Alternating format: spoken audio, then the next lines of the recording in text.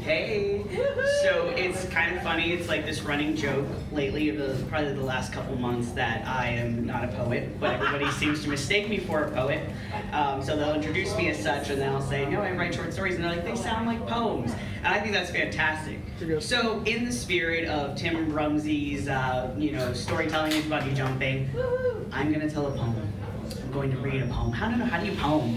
You tell it, you read it. Your poem. I'm gonna poem. You just make poem a verb. That's it. It's done. It's done. Time to poem.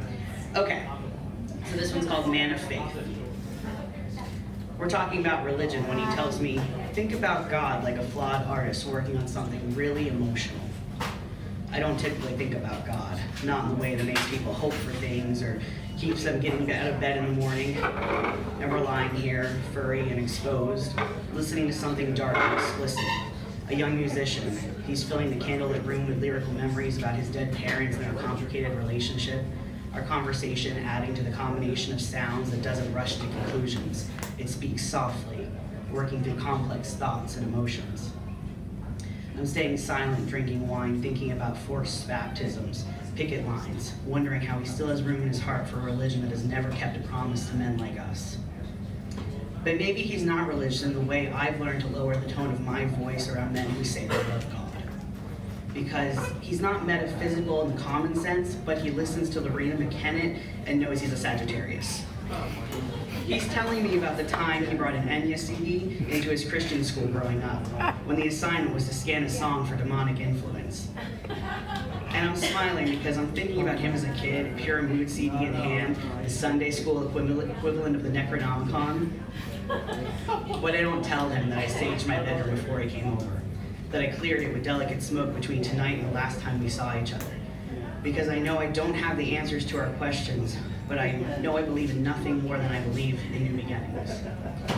I think maybe I could never call myself religious because I've never presumed to have the answers.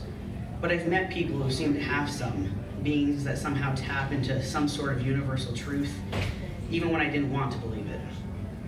Because I don't know that I'm spiritual either, not beyond the way that narcissism makes us hunt for ghosts. So I don't tell them about lapis lazuli or tarot cards spread on a warm New York City day by a man who knew I was a Leo before he even shook my hand. I don't tell him that the reader told me about exploring canyons in my dreams, about the pen that I won't let run out of ink, and said the next time I connected with a man, he would have light eyes and be born in December. I don't know what I believe when someone tells me about a future I am yet to live.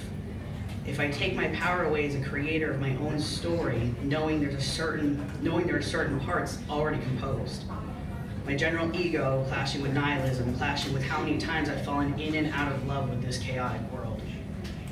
I'm imagining God as a painter, just trying to process through some feelings, smearing paint on canvas and having days where he's a lot more Jackson Pollock than he is Bob Ross.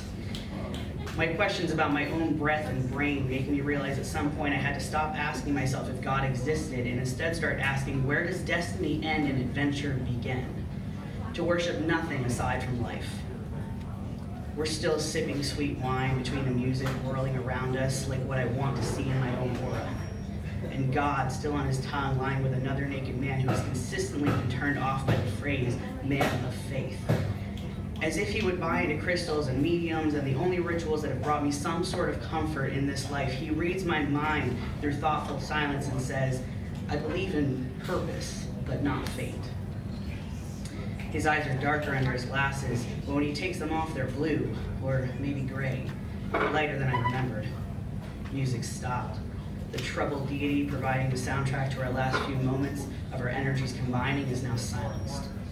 Underwear and belts and distractions, masses obligations, picked up from the floor and back in hand, and I tell him, we're calling it something different, but I think we're talking about exactly the same thing.